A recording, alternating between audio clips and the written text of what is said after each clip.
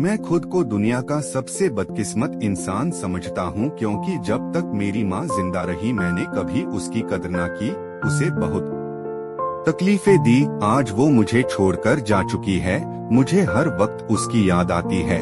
सारी दुनिया मेरे लिए वीरान हो चुकी है। मैं बचपन से ही बहुत जिद्दी रहा हूँ, कभी स्कूल जाते हुए जिद करना, कभी खाना खाते हुए नखरे करना कि मुझे ये नहीं खाना है, वो नहीं खाना है।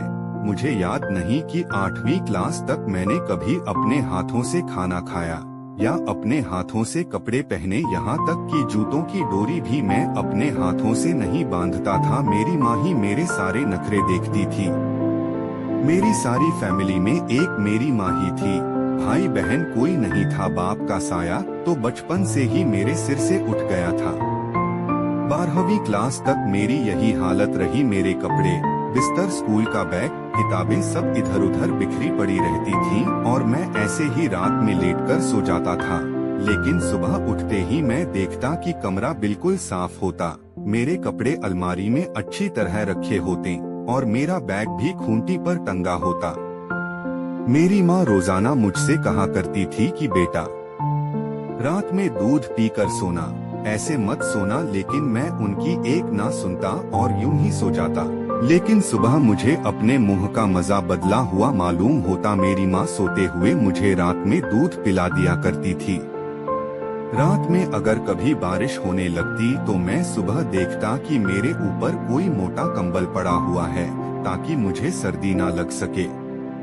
मुझे घर में हमेशा 2 चीजों से बहुत ज्यादा चिढ़ थी। एक उस सिलाई मशीन की खट खट की आवाज से जो अक्सर 12 से 12 घंटे तक चला करती थी, और दूसरा रोटी के किनारों पर अक्सर घी लगने से रह जाता था तो मैं गुस्से में रोटी छोड़कर बाहर चला जाता था। मुझे इन 2 चीजों से हमेशा से चिढ़ रही थी। मुझे जब भी ज्यादा पैसों की जरूरत पड़ती तो मैं घर आकर माँ से कह देता कि मुझे इतने पैसों की जरूरत है, और फिर क्या देखता कि जो सिलाई मशीन की आवाज अभी तक 12 घंटे तक आती थी वो बढ़कर 18 घंटों तक आने लगती। मुझे आज भी वो दिन याद है जब स्कूल में एडमिशन के लिए मास्टर जी ने मुझसे कहा था कि 1500 रुपए तुम्हारी एडमिशन फीस लगेगी। शाम को मैं घर वापस आया और अपनी माँ से कहा कि मुझे कल 1500 रुपए चाहिए, वरना स्कूल में मेरा एडमिशन नहीं हो पाएगा। इतना कहकर मैं अपने कमरे में जाकर सो गया। उसी रात 2 बजे मेरी आँख खुली तो घर के बरामदे से मुझे किसी के रोने की आवाज सुनाई दी। मैं उठकर बाहर गया तो क्या देखता हूँ कि मेरी माँ मोटे शीशों का चश्मा लगाए बहुत देर से मशीन की सुई में धागा डालने की कोशिश कर रही है और उसकी आंखों से आंसू भी बहे जा रहे हैं। माँ की ये हालत देखकर मेरी तो रूह कांप गई। मैंने माँ से कहा कि माँ, इतनी रात हो रही है, आप अभी तक काम कर रही हो? मेरी आवाज सुनकर माँ एकदम से चौंककर मेरी तरफ देखने लगी और दुपट्टे से आंसू साफ करते हुए मुझसे मुस्कुराकर कहने लगी, अरे बेटा, वो सामने वाली जो तुम्हारी काजल आंटी हैं, उनके यहाँ कल शादी है। उन्होंने कहा था कि अगर मैं उन्हें 2 सूट कल तक सिलकर दे दूं तो वो मुझे 1500 रुपए देंगी। लेकिन देखो ये कमबख्त धागा सुई में जा ही नहीं रहा है।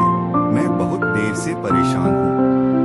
माँ की ये हालत देखकर मैं उससे जाकर लिपट गया और जोर जोर से रोने लगा। मेरी माँ ने मेरे सिर पर हाथ फेरते हुए कहा, बेटा, तुम परेशान ना हो, मैं तुम्हारे पैसों का इंतजाम जरूर कर दूंगी। उस दिन के बाद से मैंने सोच लिया कि अब मुझे भी पढ़ाई के साथ साथ कोई काम करना चाहिए ताकि मैं भी अपनी माँ का सहारा बन सकूं।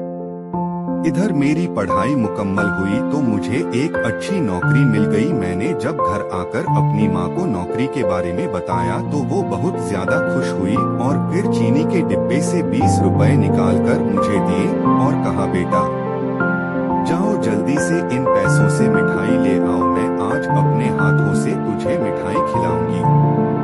एक दिन मुझे ऑफिस में बहुत ज्यादा काम पड़ गया और मैं रात में बहुत थका हुआ घर आया। मैं जूते पहने पहने ही बिस्तर पर लेट गया और फिर मेरी आंख लग गई। जब सुबह उठा तो मैं बड़ा हैरान हुआ, क्योंकि रोजाना रात में जूते उतार दिए जाते थे, लेकिन आज मेरे पैरों से जूते नहीं उतरे थे। मैं किचन में गया तो देखा